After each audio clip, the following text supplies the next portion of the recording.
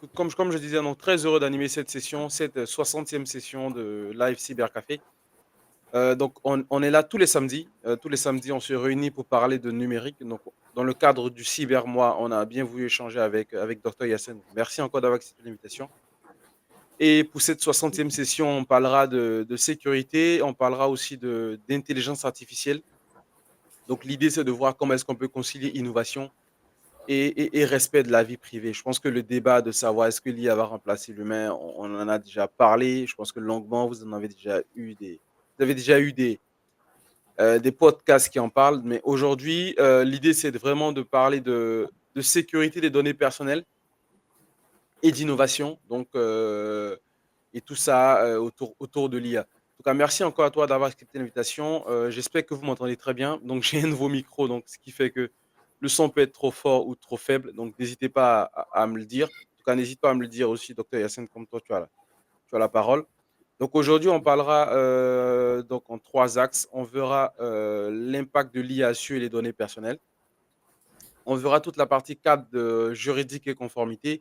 On terminera par les solutions techniques et bonnes pratiques. Donc, comme d'habitude, hein, vous avez la possibilité de lever la main pour prendre la parole, poser vos questions, intervenir, donner vos avis aussi sur le thème.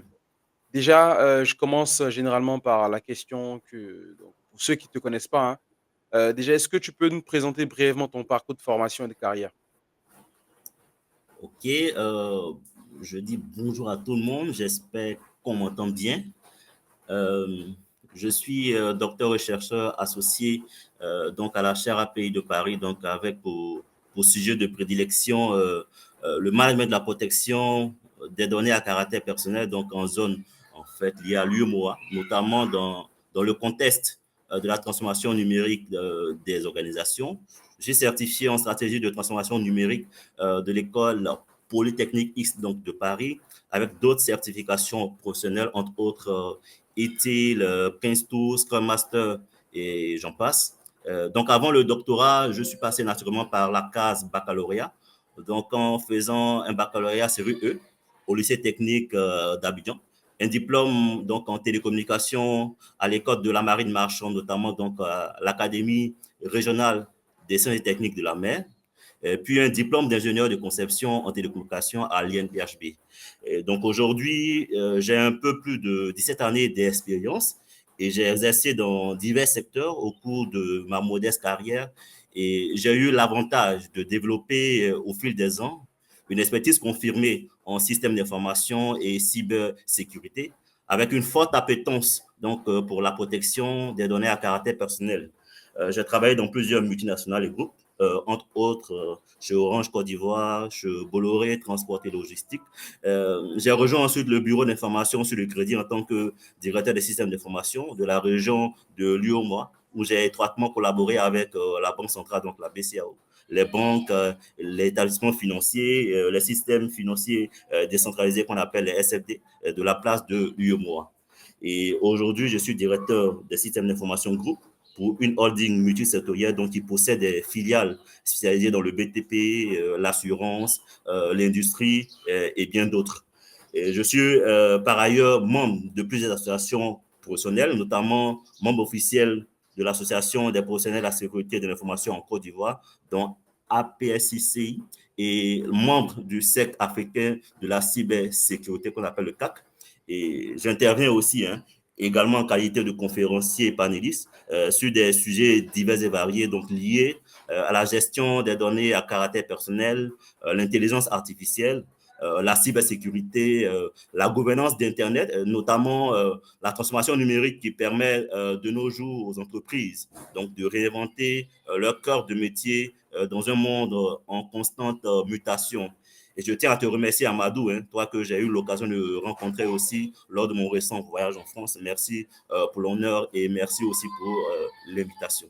Bah, un plaisir partagé. Merci aussi à toi d'avoir accepté l'invitation, je l'ai dit tout à l'heure. Donc, pour peut-être rentrer dans le vif du sujet sur l'axe 1, donc, déjà, quelle est ta définition de l'IA? Donc, comment tu l'expliques de manière simple et pratique. Et quels sont les risques potentiels pour la vie privée, donc les risques liés typiquement aux données personnelles, lorsque l'IA analyse de grandes quantités de données personnelles? D'accord, donc merci pour la question qui est une très belle question. Donc, je vais aller d'abord de façon assez globale. En fait, c'est que selon le dictionnaire, Larousse et d'autres sources, donc l'intelligence artificielle, elle va se définir comme un ensemble de théories et de techniques mises en œuvre en vue de réaliser des machines capables donc de simuler l'intelligence. Donc, pour la petite histoire, donc les premiers fondements donc de l'intelligence artificielle donc remontent à 1943, donc avec la publication d'un article des scientifiques Warren et Walter, donc dans lequel ils présentent le premier modèle mathématique pour la création d'un réseau de neurones. Donc en 1950, donc SNAC, donc le premier ordinateur à réseau de neurones sera créé par deux étudiants de Harvard, donc Marvin et Dean. Donc la même année, en fait, Alan Turing publie donc le test de Turing, voilà, qui porte son nom d'ailleurs. Et de ce test découlent des fondations de l'intelligence artificielle, de sa vision, notamment de ses objectifs. Donc, mais ce n'est qu'en 1956 que le thème intelligence artificielle sera prononcé pour la première fois. Donc, durant une conférence par John McCarthy, donc considéré comme en effet le principal pionnier en fait du domaine qui a donné naissance donc au machine learning, au deep learning et aux analyses prédictives, puis aux analyses prospectives aussi. Donc, je dirais que l'IA est un programme qui imite l'intelligence humaine, donc par le biais d'algorithmes de calcul écrits par des humains. Et donc, en termes simples, on dira que c'est la machine qui essaie de recréer le cerveau humain. Donc, depuis lors, l'IA et la gestion des données se sont développées de manière extrêmement indépendante. Donc, depuis les années 2010, donc le développement de l'intelligence artificielle a été accéléré par le big data. Donc, en réalité, l'IA existe depuis bien longtemps et alimente déjà de nombreux outils numériques, donc tels que les moteurs de recherche, les assistants vocaux. Donc, on a Google Assistant, Siri, Cortana et bien d'autres, et aussi dans les réseaux sociaux. Pour ce qui est vraiment de tout ce qui va être lié aux différents risques, c'est que le constat, c'est que le monde, et en particulier l'Afrique, a confié sans le savoir aux géants du web, donc Google, Meta, Amazon et Microsoft, donc l'entièreté de ces données personnelles. Donc, rien qu'en les utilisant au quotidien. Donc, grâce à ces données-là, ces multinationales connaissent nos habitudes, savent où nous habitons, les endroits que nous fréquentons, nos choix politiques, etc. Et donc, de ces méga données-là personnelles qui sont à leur disposition, ils font des déductions que même le cerveau humain ne peut pas faire. Et cela leur permet de nous contrôler et de nous proposer des biens et services qui pourraient nous intéresser parce qu'ils nous connaissent et savent que nous en avons effectivement besoin au moment où nous avons justement un besoin ou pas. Donc, d'ailleurs, l'édition 2024 de l'étude annuelle Global Digital Trust Insight, donc du cabinet de conseil et d'audit PYC, donc mené auprès de à peu près 3800 dirigeants d'entreprises dans 71 pays à peu près, révèle que les entreprises interrogées perçoivent l'émergence de l'IA avec un mélange de scepticisme et d'enthousiasme. Donc, l'IA est considérée aussi dangereuse que la bombe nucléaire par certains chefs d'entreprise, comme Sam en fait, Ataman, qui est le DG de OpenAI, donc, ou des chercheurs qui pensent que l'IA pourrait devenir une menace pour l'humanité. Donc, il y a bien sûr des formes diverses et variées de risques potentiels. Donc, entre autres, je pourrais citer, par exemple, la violation de la confidentialité. Donc, en réalité, l'IA peut accéder et traiter des informations sensibles, telles que les données financières, médicales ou comportementales des individus. Donc, si ces données-là sont mal protégées ou utilisées sans consentement, cela peut entraîner naturellement des violations de la vie privée. On a aussi la surveillance et le profilage abusif. Donc, l'IA peut analyser en réalité des données pour créer des profils détaillés sur les individus, incluant pardon, leurs habitudes, voilà, préférences et comportements. Cela peut entraîner naturellement une surveillance qu'on pourrait qualifier d'excessive, mais aussi un profilage discriminatoire. On peut noter aussi comme un autre risque la fuite de données. Donc, en réalité, Le traitement de grandes quantités de données suscite un stockage et une transmission sécurisée. Donc, des failles de sécurité dans les systèmes d'IA peuvent mener à des fuites de données massives, donc exposant les informations personnelles des utilisateurs à des tiers malveillants. Donc, en Afrique, globalement, en matière de cybersécurité, il est vrai que certaines grandes entreprises africaines prennent des mesures significatives pour sécuriser leur système. Mais force est de constater que la majorité des entreprises ne sont pas encore suffisamment préparées pour faire face à des cyberattaques à grande échelle. Donc, pour preuve, le rapport d'Interpol de 2024 donc, sur l'évaluation des cybermenaces en Afrique souligne l'intensification de la cybercriminalité avec des menaces telles que les rançongiciels, les escroqueries en ligne qui se sont rapidement développées. Donc, ces types d'attaques-là ciblent des infrastructures essentielles et sont devenues préoccupantes, en tout cas pour l'année 2023, donc l'année écoulée, donc aggravée par l'évolution rapide des cybercriminels et leurs méthodes, y compris bien sûr l'utilisation croissante des médias sociaux et de l'intelligence artificielle. On peut aussi noter en fait comme autre risque une utilisation non transparente des données. Donc souvent, les utilisateurs ne sont pas informés de la manière dont leurs données sont utilisées par les systèmes d'IA. On a aussi le risque de biais algorithmiques. Donc, les algorithmes d'IA peuvent refléter ou amplifier les biais présents donc, dans les données qu'ils analysent. Donc, ces biais-là peuvent aboutir en réalité à des décisions ou à des classifications injustes, ce qui est particulièrement préoccupant lorsque cela touche des données personnelles. Donc, par exemple, un biais dans les données de recrutement pourrait désavantager certains groupes ethniques ou genres sans qu'il y ait de justification légitime. Comme autre risque, je pourrais aussi citer le risque d'accès non autorisé donc, aux données. Donc, si les systèmes d'IA ne sont pas suffisamment sécurisés, il peut y avoir un risque d'accès non autorisé, que ce soit par des cyberattaques ou des employés malveillants. Cela pourrait naturellement exposer les informations sensibles, ce qui pourrait porter atteinte à la vie privée des utilisateurs. Donc, on note aussi, bien sûr, une porte ouverte aux attaques cyber, donc fausses vidéos, piratage, hameçonnage sur mesure, fausses informations rédigées par GIA. J'ai d'ailleurs lu cette semaine que à partir de l'IA ou des IA comme ChatGPT, Midjourney, donc des cybercriminels ont élaboré des arnaques complexes, donc notamment en imitant la voix de proches. Donc le procédé commence par la récupération d'échantillons audio de la victime, souvent à partir de vidéos ou d'enregistrements disponibles en ligne. Une fois en possession donc de suffisamment d'extraits, les hackers utilisent un logiciel d'IA donc pour recréer la voix de la personne et peuvent ensuite faire lire à cette imitation-là donc n'importe quel test.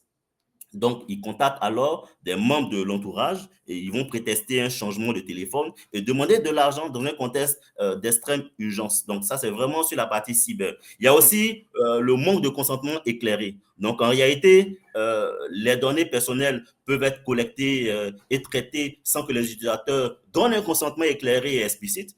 Donc, dans certains cas, les utilisateurs peuvent être amenés à accepter des politiques de confidentialité complexes, voilà, sans comprendre pleinement les implications de l'analyse de leurs données par les systèmes d'IA. Et puis, je voudrais terminer sur cette partie de risque-là, donc des décisions automatisées sans contrôle humain. Donc, en réalité, les décisions prises par les algos, donc les algorithmes d'IA, comme celles relatives au crédit, à l'emploi ou à l'accès aux services, peuvent être difficilement explicables. Donc, cela peut poser un problème lorsque des décisions automatisées affectent directement les individus sans possibilité réelle de recours ou d'explication. Donc, c'est globalement en termes de risque, en fait, finalement. Ouais, ouais, ouais, effectivement, en tout cas, merci pour effectivement le contexte sur l'IA et les risques que tu as présentés tout à l'heure, notamment toute la partie sur les biais discriminatoires. Je voulais peut-être qu'on revienne aussi effectivement sur donc on a vu tout à l'heure donc comprendre l'impact de l'IA sur les données personnelles, on a parlé de Oui. risques. On va ensuite parler de cadre juridique et de conformité, donc l'axe 2. Déjà, comment les régulations sur la protection de la donnée personnelle s'appliquent à l'utilisation de l'IA, donc typiquement le cas de la Côte d'Ivoire. Est-ce que tu peux peut-être revenir sur le cadre réglementaire qui régit la protection des données personnelles en Côte d'Ivoire? Et Bien sûr. aussi, dans quelle mesure, donc est-ce que, selon toi, aujourd'hui, le cadre actuel de protection des données, est suffisant pour couvrir les innovations telles que l'IA? Alors, donc, merci pour cette belle question. En fait, à été en Côte d'Ivoire, la protection des données personnelles est principalement régie par la loi numéro 2013-450 du 19 juin 2013, donc relative à la protection des données à caractère personnel. Et comme on le sait, les données sont le carburant de l'IA. Donc, de la sorte, cette loi-là s'applique directement à l'utilisation de l'intelligence artificielle. Donc, car l'IA dépend fortement du traitement massif de données personnelles. Donc, les entreprises utilisant l'IA donc, doivent, en tout cas en Côte d'Ivoire, s'assurer que la collecte et le traitement des données personnelles sont effectués dans le respect des principes fondamentaux de la loi, donc consentement préalable, finalité explicite, transparence et bien d'autres. Donc, l'IA doit informer clairement les utilisateurs sur la nature des données collectées et la manière dont elles seront utilisées, donc particulièrement dans les cas où les algos d'apprentissage automatique traitent ces informations-là à grande échelle. L'utilisation de l'IA ne doit pas violer le droit des individus à consentir librement et explicitement à la collecte de leurs données. Donc, par exemple, pour un service basé sur l'IA, comme les recommandations personnalisées, donc le consentement des utilisateurs doit être explicitement obtenu. Donc, cela limite donc, les dérives où l'IA exploite les données sans que les utilisateurs ne soient pleinement conscients. Et l'autre chose, c'est qu'on peut noter que les citoyens ont le droit d'accéder à leurs données personnelles ou de demander la rectification ou la suppression des informations qui sont incorrectes. Donc, la loi impose aux entreprises de garantir naturellement que le traitement des données ne conduise pas à des discriminations ou à des biais.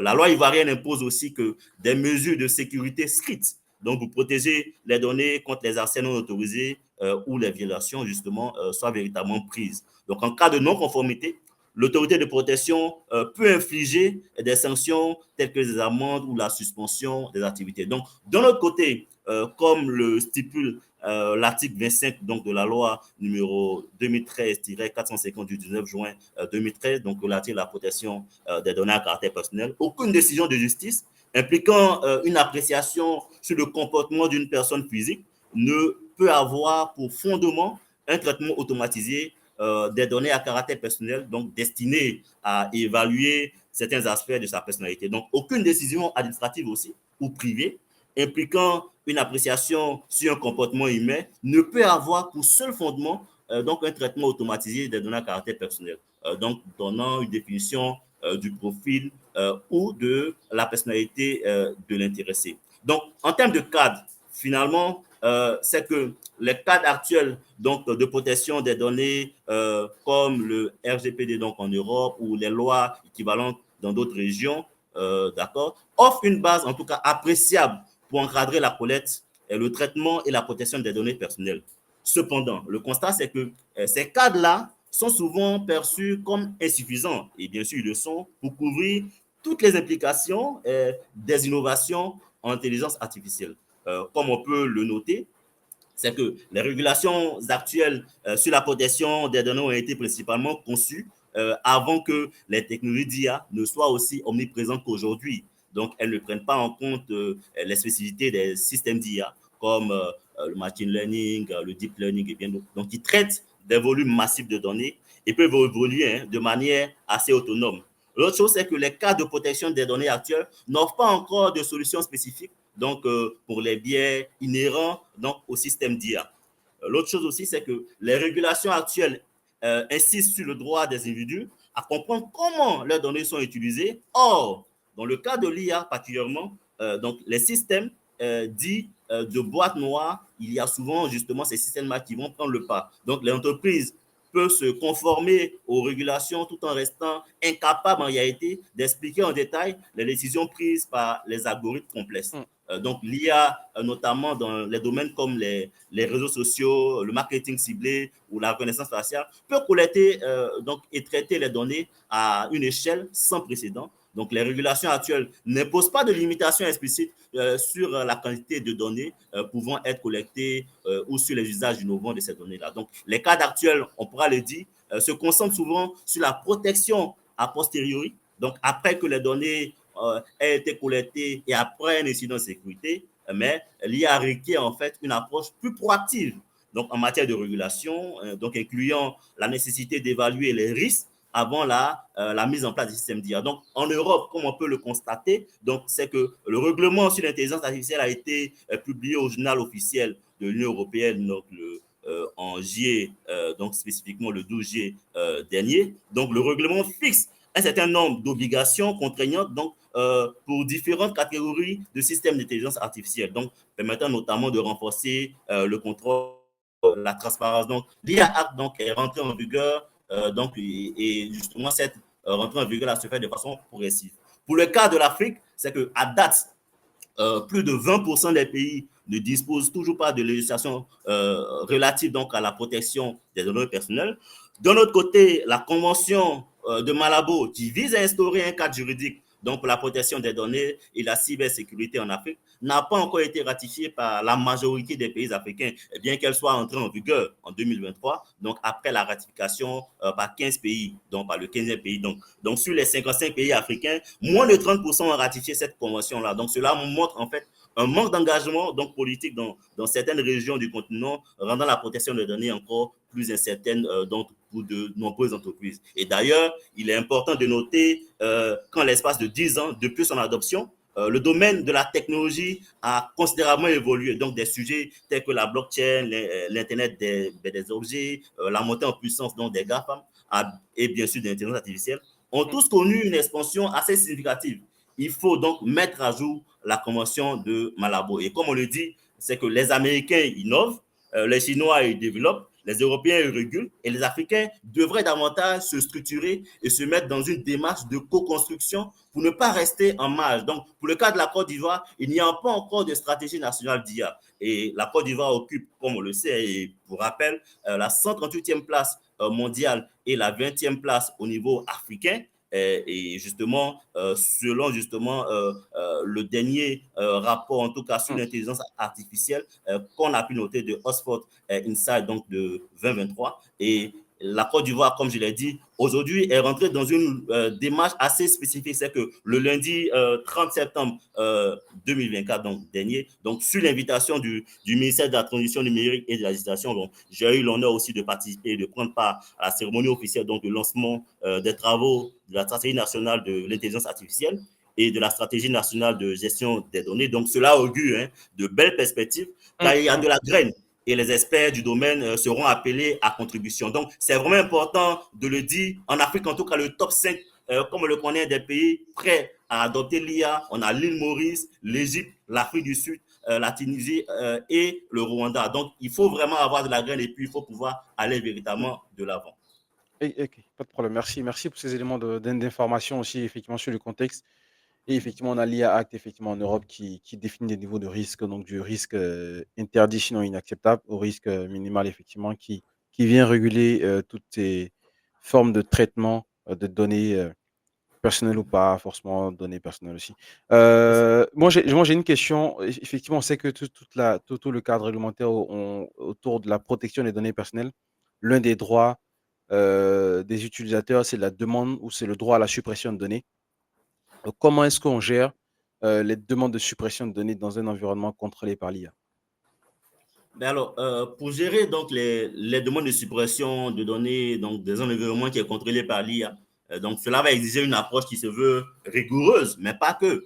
Il faut assurer la conformité tout en tenant compte des spécificités techniques donc des systèmes d'IA. Donc on pourra suivre plusieurs étapes, notamment il faut passer par l'identification des données personnelles à supprimer. Voilà, donc lorsqu'une demande de suppression est effectuée par un utilisateur, l'entreprise doit être capable d'identifier toutes les instances des données personnelles concernées. Et on a aussi la mise à jour, par exemple, des modèles d'IA. Donc, si les données personnelles ont été utilisées pour entraîner des modèles d'IA, il est essentiel d'évaluer si le modèle a pris des informations spécifiques aux individus. Donc, la suppression des données brutes pourrait ne pas suffire justement si les modèles contiennent donc des biais ou des informations dérivées. Donc, dans certains cas, il pourrait être nécessaire, on va dire, de réentraîner les modèles donc pour éviter d'inférer des informations supprimées. il y a aussi l'automatisation du processus. Donc, dans des environnements complexes, donc les entreprises peuvent mettre en place des outils automatisés qui vont faciliter la gestion des droits des utilisateurs, y compris, bien sûr, la suppression des données. Donc, ces outils-là doivent être capables, naturellement, de parcourir plusieurs systèmes et bases de données aussi pour identifier, naturellement, et anonymiser ou supprimer les informations pertinentes. Donc, on peut noter aussi la gestion, on va dire, de tout ce qu'il y a comme défi technique. Donc, il peut exister des contraintes techniques à la suppression immédiate, donc telles que la persistance des données dans les systèmes de sauvegarde, tout ce qui est lié aussi aux technologies, donc la fédération de données, où les données sont dispersées dans plusieurs bases de données, donc sans contrôle centralisé, donc les systèmes distribués qui vont nécessiter une sorte de coordination en plusieurs parties pour effacer toutes les différentes copies donc, de ces données-là. On a aussi ce qu'on appelle la journalisation et la preuve de conformité. Donc, les entreprises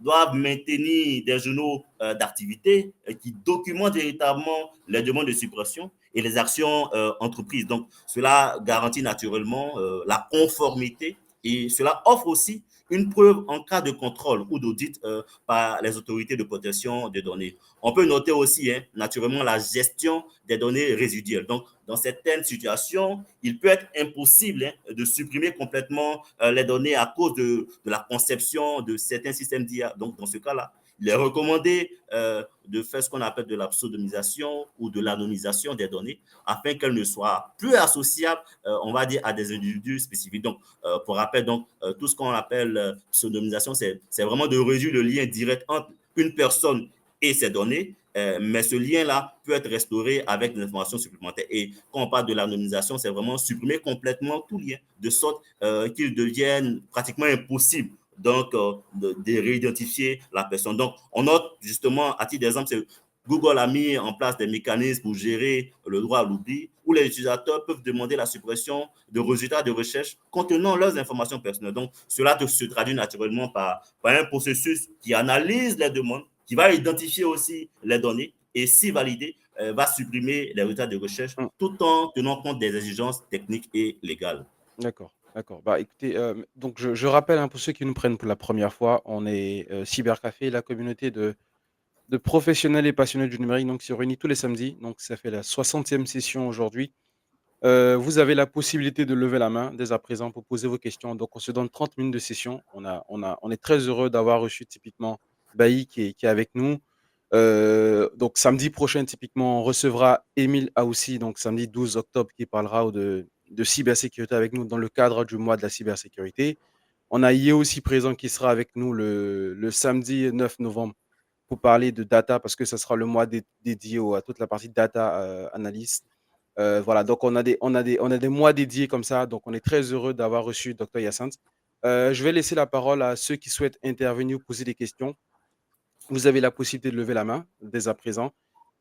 Sinon, on pourra mettre fin à la session dans quelques minutes. Donc, je vois qu'il y a Yeo qui a levé la main. Je vais le prendre tout à l'heure. Mais avant ça, donc on a parlé des risques et de l'impact de l'IA sur les données personnelles. On a parlé du cadre juridique et conformité. Et j'aimerais terminer par le dernier axe qui est toute la partie solutions techniques et bonnes pratiques. Donc, on a vu que l'IA peut poser, on va dire, en griffe problème ou c'est un risque à prendre en compte. La question que j'ai pour toi, docteur Hyacinthe, et pour ceux qui souhaitent aussi intervenir, c'est comment l'IA peut-elle être utilisée pour, cette fois-ci, renforcer la protection des données personnelles? Alors, merci donc pour la question, Amadou. Donc, intégrer, par exemple, pour l'IA, je pense que l'une des actions qu'on pourrait justement mettre en place, c'est de pouvoir intégrer donc le principe qu'on appelle le privacy by design. Donc, lors de la conception de solutions basées sur l'IA, cela est essentiel en fait pour assurer que la protection de la vie privée soit au cœur des systèmes de leur création. Donc, on va parler de minimisation de données, de transparence et de contrôle des utilisateurs, de conception proactive et préventive, de sécurisation des données tout au long du cycle de vie, voilà, d'accès limité naturellement aux données, on va dire d'équité liée aux algorithmes et une réduction des différents biais. On a parlé aussi de l'explicabilité des décisions prises par l'IA. Donc, je pense que ces éléments-là, à la base, peuvent permettre véritablement, on va dire, d'avoir un certain type de contrôle. Et pour ce qui est de comment est-ce qu'on peut utiliser justement l'IA justement pour renforcer aussi peut-être un élément important, les données personnelles, parce que cela est aussi possible. Ça va nous permettre de pouvoir détecter de façon proactive les violations de données, le chiffrement intelligent des données, l'automatisation de la gestion des consentements, le respect des réglementations aussi en matière de protection des données. D'accord. Bah, merci docteur. Donc, la 30 minutes de session, comme on a promis tous les samedis. Donc, avec ta permission, docteur Yacine, on va prendre deux questions. Je vois qu'il y a la Bien sûr. question de Yeo et de Monsieur Lionel. Monsieur Yeo, vous avez la parole. Posez vos questions. Merci Amadou, Ouais. bonjour à tous. Merci pour cette brillante présentation.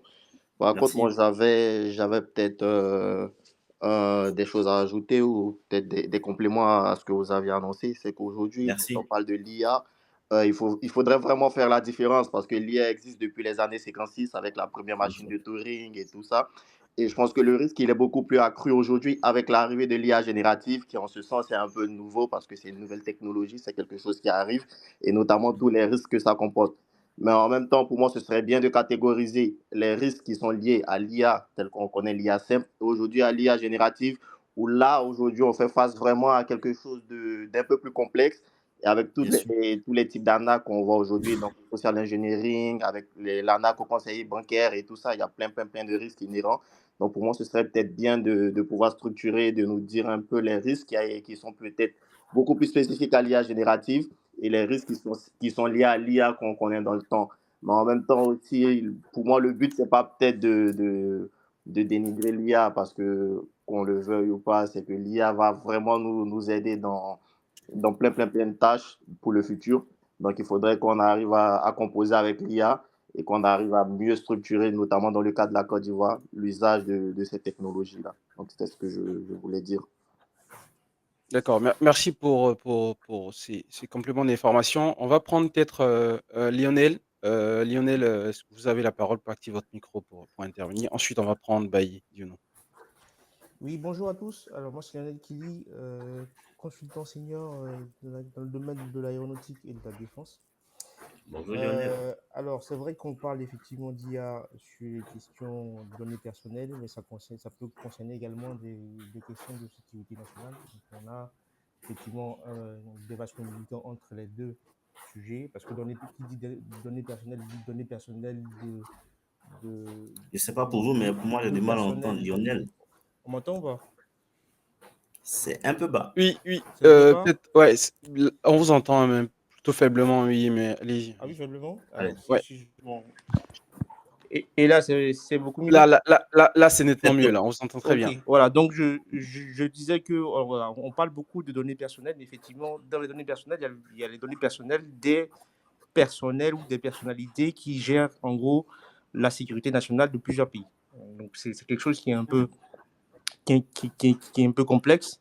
Et bon, ma question, c'est de savoir, est-ce qu'on a des outils IA de contre-mesures gérés par les États ou par certains États, de sorte à pouvoir aller s'infiltrer dans les outils IA existants pour s'assurer qu'effectivement les règles et le règlement est suivi et s'assurer que les données personnelles de la population est, comment dire ça, suffisamment protégées.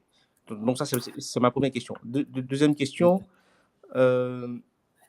aujourd'hui, dans nos pays africains, qu'est-ce qu'il faut pour, comment dire, pour créer un déclic sur les risques justement que vous, docteur Yacine, avez évoqué tout à l'heure.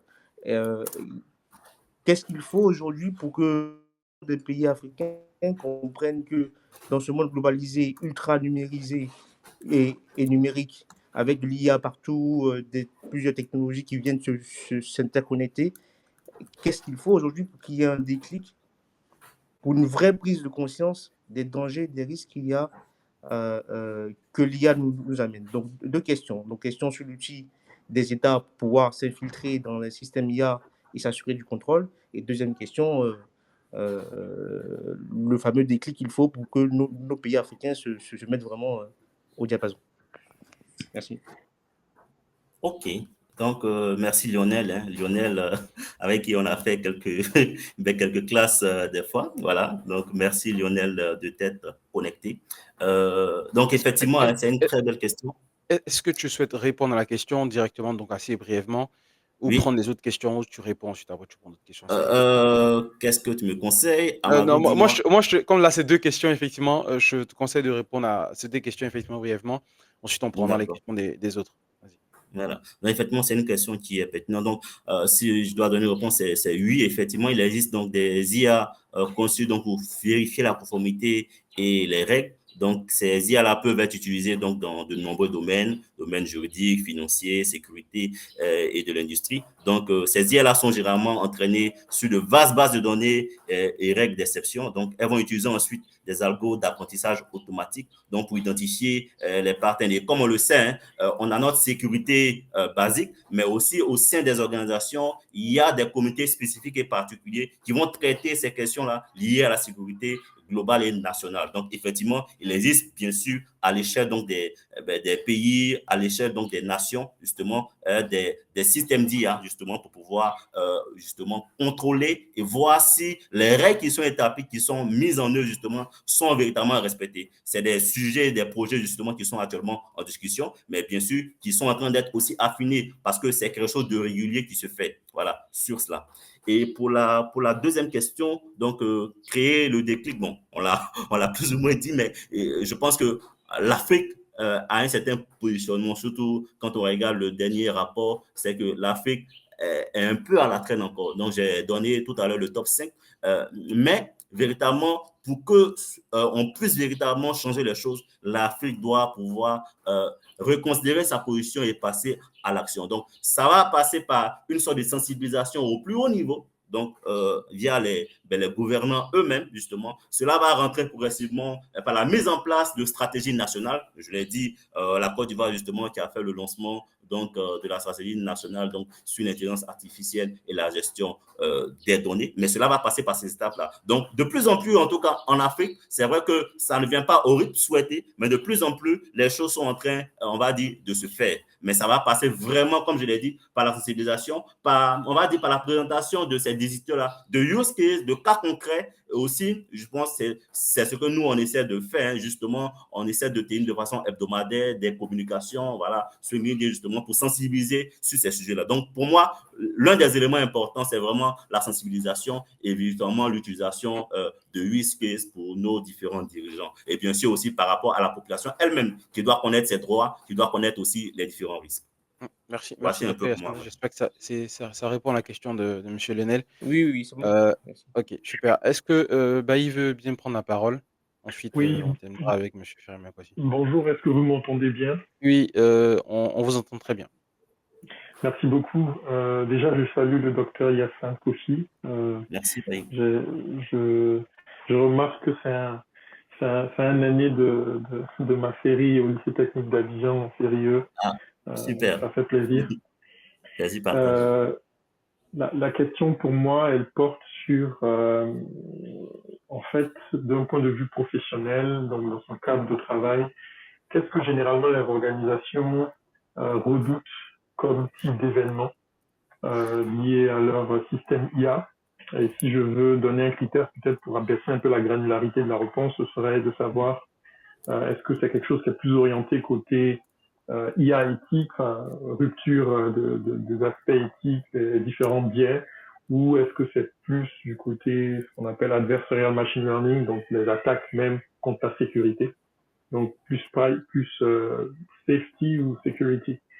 Et la deuxième question qui est corollaire un peu, c'est dans les attaques de type chaîne d'approvisionnement ou supply chain en anglais, qu'est-ce qui est fait pour l'instant pour ceux qui l'observent autour de lui pour mitiger ce type d'attaques-là, qui sont en général très difficiles? Qu'est-ce qu'il rencontre? Qu'est-ce qu'il entend? Qu'est-ce qu'il voit de son point de vue que les organisations mettent en œuvre pour pouvoir gérer les attaques de type chaîne d'approvisionnement de la donnée, bien sûr. Voilà, merci beaucoup. Ok, d'accord. Donc, merci à toi, hein, Bailly. Donc, heureux que tu sois un de mes cadets. Donc, ça fait vraiment plaisir. Donc, merci justement aussi pour ta question, qui est une belle question. Bien sûr, je pense que sur ça, les deux éléments vont rentrer en ligne de compte, mais de façon globale, en termes de constat, c'est que les organisations vont redouter un éventail de scénarios liés à l'intelligence artificielle. Donc, ils peuvent avoir des conséquences significatives sur leur activité, donc leur réputation et même sur la société dans son ensemble. Donc, on a par exemple les pannes et les dysfonctionnements des systèmes d'IA. Donc, ça peut passer par des erreurs critiques, des cyberattaques, la dégradation des performances. On a aussi les biais algorithmiques et de discrimination, donc qui vont passer par, on va dire, tout ce qu'il y a comme renforcement des inégalités, des décisions injustes, et puis aussi de l'atteinte à la réputation.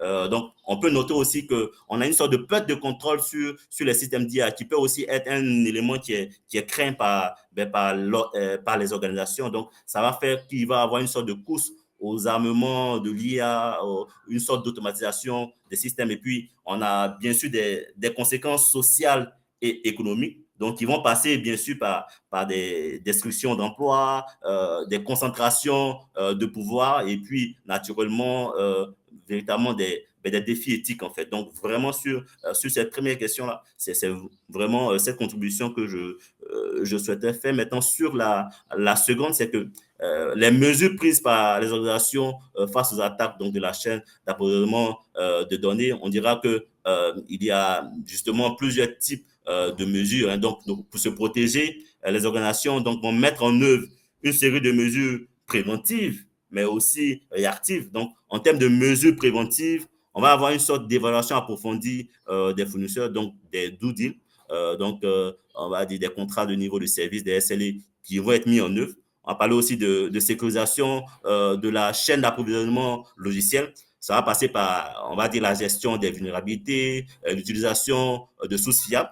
On note aussi la formation et la sensibilisation, donc, qui est un élément vraiment important pour moi et sur lequel j'insiste, donc la sensibilisation des employés. Bien sûr, il va y avoir des actions aussi sur le système, donc la segmentation du réseau, donc une sorte d'isolation des environnements. On aura aussi, on va dire, une surveillance continue, donc détection des anomalies. Donc, des outils de surveillance vont être mis en place donc, pour détecter les activités suspectes donc, au sein de la chaîne d'approvisionnement des données. Donc, on a aussi, bien sûr, des mesures réactives, donc, comme des plans de réponse aux incidents ou une sorte de collaboration avec les autorités, la communication avec les différentes parties prenantes et bien sûr, des technologies aussi qu'on peut mettre en œuvre comme des solutions de sécurité, des points d'accès, des solutions de sécurité aux emails, des WAF et bien d'autres en fait. D'accord. Merci, merci, docteur. On va prendre la dernière question de M. Firmin Kwasi. Baptier Firmin Kwasi, est-ce que vous nous entendez? Oui, je vous entends. Je ne sais pas si vous Oui, m'entendez. on vous écoute, ouais. On vous entend très bien. D'accord, oui. Merci, bonjour à tous. Bonjour à Dr Hyacinthe. Je voudrais Bonjour, déjà M. Batier. le remercier et le féliciter pour la brillante exposition qu'il nous a faite ce matin. Merci. Je suis un amateur, pas du tout informaticien, mais bon, on est tous embarqués. Donc, ma question à moi, ce serait de savoir, aujourd'hui, on a des PME qui essaient d'exister en Côte d'Ivoire, qui ne sont pas forcément préparés qui utilisent l'IA de façon très, très amateur. Est-ce que pour ces PME-là, est-ce qu'il y a un plan qui est mis en place pour pouvoir les aider à se prémunir, puisque dans leur croissance, pourraient être exposés à pas mal aussi de risques concernant cette nouvelle technologie. Deuxième question serait de savoir quelles seraient les prochaines étapes de l'IA. Est-ce qu'on en est à aujourd'hui à en parler beaucoup, mais quelles seraient les prochaines étapes de l'IA dans 5-10 ans? Voilà, ce sont mes deux questions.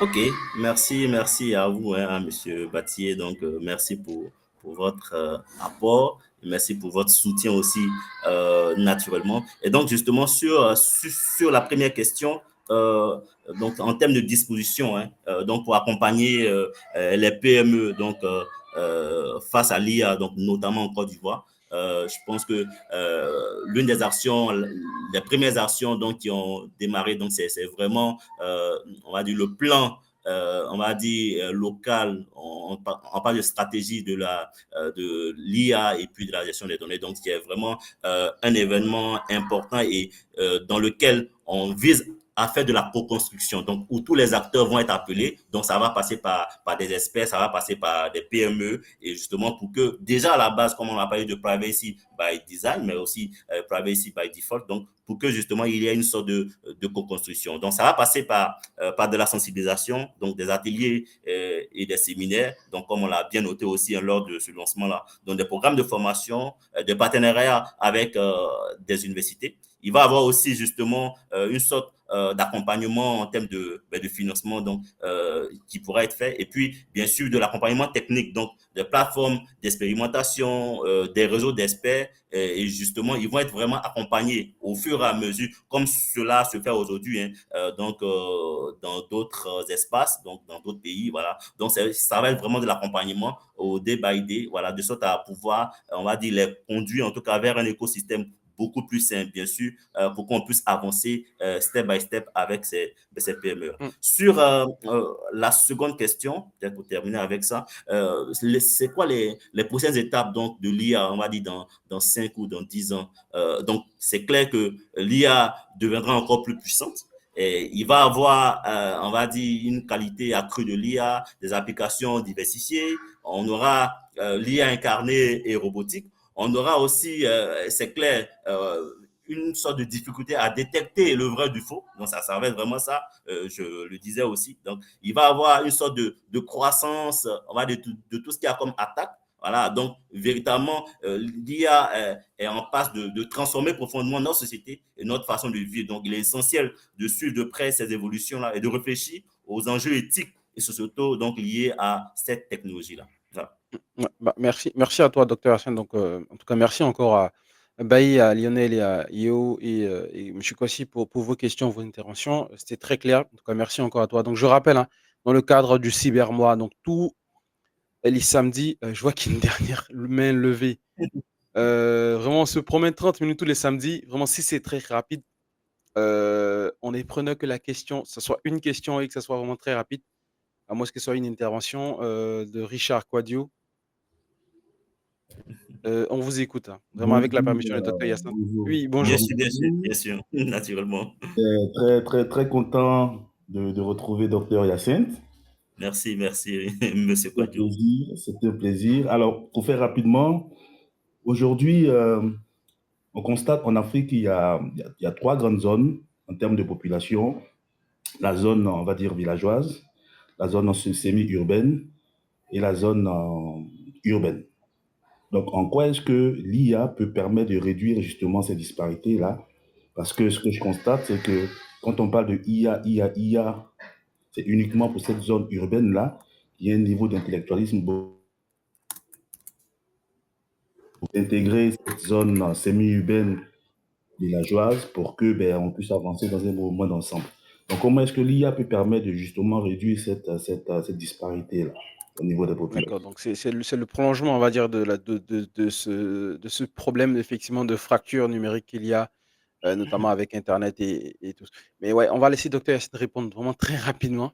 Oui, bien sûr, Ouais, bien sûr. ouais. Et donc, effectivement, c'est un vrai sujet, hein. Donc, l'accès aux services de base. Donc, l'IA va véritablement venir accompagner tout cela. Mais comme je le disais aussi, c'est que ça va passer par de la formation, de la sensibilisation. Donc, toutes les couches devront être touchées. Bien sûr, aujourd'hui, il existe des disparités déjà par rapport à l'accès à Internet. Et comme on le sait, hein, tous, donc, en général, pour les systèmes d'IA, ils sont souvent basés sur Internet. Donc, à la base, on a cette disparité-là, mais les différents services qui vont être déployés vont devoir toucher, on va dire, l'ensemble de cet écosystème. Donc, à partir de l'accès aux services de base, donc santé, éducation, énergie et d'autres, donc du développement économique, donc l'agriculture, le commerce, le tourisme, et en termes de gouvernance, donc de l'amélioration des services publics, donc la lutte contre la corruption, et en termes d'inclusion financière. Donc, il est important de noter que l'utilisation de l'IA peut réduire véritablement ces disparités-là qui sont soulevées, bien sûr, sur la base de la technologie et puis de l'accompagnement, bien sûr, en passant par de la sensibilisation.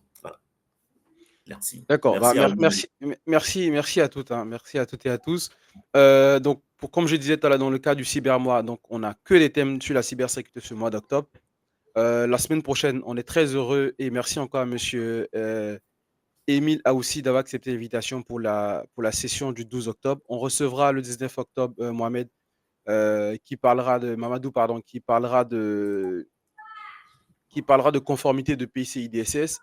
On parlera aussi avec Lydie du métier de RSSI et des enjeux liés au RSSI. Voilà, donc, et en novembre, typiquement, on recevra M. Cloménin Yeo qui parlera aussi de Data Project Manager, de Data Analyst. Merci encore à toutes et à tous. Merci, Dr Yassine, d'avoir accepté l'invitation, de t'être prêté au jeu.